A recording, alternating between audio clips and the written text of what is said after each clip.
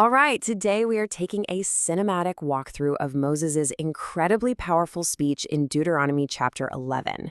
Now, this isn't just some ancient text, it's a masterclass in how to make a message stick, a blueprint for memory that was designed to be absolutely unforgettable. Let's dive in and see how he did it. So picture this. Moses is standing before an entire nation, and they're right on the edge of their future. He's got to tackle this huge question. How do you make a commitment, a whole way of life, last for generations to come? His answer isn't just another book of rules. Nope. It's an appeal to memory. It's a strategy to burn the power and the promises of God so deep into their hearts that forgetting just isn't an option. So how does Moses even start? He starts with memory. But listen, he's not talking about secondhand stories or legends. He's grounding his entire argument in powerful, shared experiences, events that literally form the foundation of their nation. This is all about what they saw with their own two eyes. Verse 1, this is it. It sets the whole stage with the core command: love God and keep His commandments, always. Think of this as the central pillar. Everything else Moses is about to say is designed to support this one single crucial point. Okay, now in verses 2 and 3, Moses gets personal. He's basically pointing at them and saying, hey, I'm not talking to your children who only heard the stories. I am talking to you. And he immediately brings up the memory of God's power against Pharaoh and Egypt. Not just the big miracles, but the discipline, the signs, that great hand and outstretched arm that brought an entire empire to its knees. Then in verse 4, he wants them to hear it all over again, the terrifying sound and the fury of the Red Sea. I mean, can you imagine the roar of that water as God just commanded it to collapse, swallowing the entire Egyptian army? Their horses, their elite chariots, everything they put their trust in, just gone. A complete and final victory that they saw for themselves. But, and this is a huge but, in verses 5 and 6, he reminds them that God's power wasn't just for their enemies. He points to their journey in the wilderness and that chilling memory of Dathan and Abiram. Just picture the ground itself, the only thing that felt solid under their feet, suddenly ripping open to swallow the rebels, their families, their tents, everything. A terrifying display of God's authority among His own people. And verse 7 is like the hammer blow that brings it all home. Moses says, this isn't a myth. Your own eyes have seen all of this. You know, it's an undeniable personal testimony. The proof isn't written in a scroll. It's etched into their own memories. So after anchoring them in their shared past, Moses pivots. He switches gears and points them to their immediate future. He paints this vivid contrast between the land they're leaving behind, Egypt, and the incredible land that God is promising them. In verses 8 and 9, he lays out the deal. To be strong enough to enter and, more importantly, to live long and prosper in this new land, they have to keep the commandments. So obedience isn't just a rule. It's the very key that unlocks the door to the promise. And right here, in verses 10 through 12, Moses draws this brilliant contrast. Egypt, he says, was a land of constant human work, where you had to water it by foot like a vegetable garden. But the Promised Land? Oh, it's fundamentally different. It drinks rain directly from heaven. It's a land under God's personal care. His eyes are on it from the beginning of the year to the very end. Verses 13 to 15, this is the good part. It's this beautiful picture of the reward for obedience. Love and serve God, and He sends the rains at the absolute perfect time.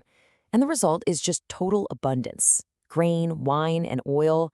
Your livestock are fed, and you will eat until you are completely full. But then, in verses 16 and 17, he shows them the terrifying reverse image.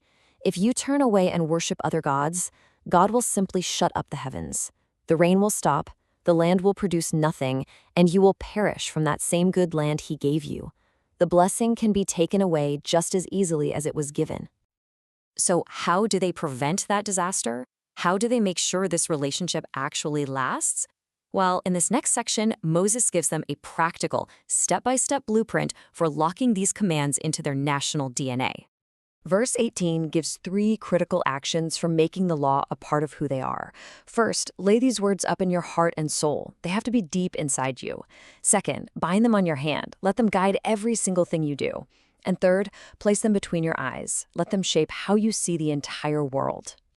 Now, in verses 19 through 21, that personal responsibility becomes a community project. Teach these words to your children.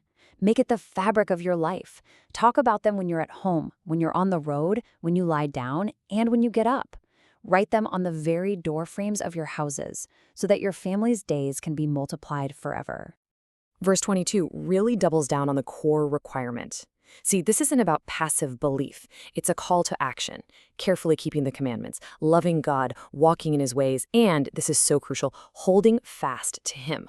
That active, desperate clinging is the condition for everything that comes next.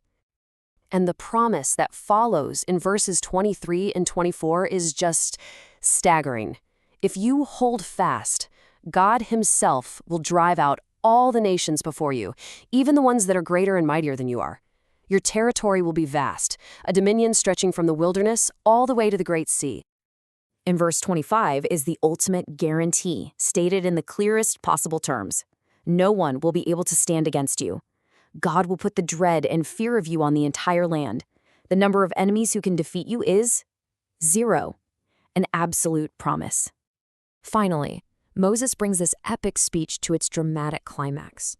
This abstract choice between obedience and disobedience is about to become a real, tangible, and unforgettable ceremony. In verses 26 through 28, Moses brings everything down to a single, sharp point. Behold, he says, I set before you today a blessing and a curse. The blessing for obedience, the curse for disobedience. There's no third option, no middle ground. It's one or the other. And what's fascinating is what he says in verse 29. This choice won't just be an idea. He commands them to physically enact it. They are to place the blessing on a lush green mountain, Mount Gerizim, and the curse on a barren, rocky one, Mount Ebal. They will literally stand between the physical symbols of their two possible futures. In verses 30 and 31, Moses reinforces the certainty of what's coming. He gives them the exact location of these mountains because they will cross the Jordan. They will possess the land. This choice is not an if, it is a when. And he concludes with the final weighty command in verse 32. With this future guaranteed and this choice looming right in front of them, you must be careful, be diligent to observe everything I have set before you today. The time for listening is over. The time for doing is about to begin. Moses' speech ends, but the choice he presented, well, it echoes through time. He set two paths before them, symbolized by two mountains, one of blessing, one of curse. And in many ways, that same fundamental choice is set before each of us. So the question he left them with is the same one we're left with today. Which do you choose?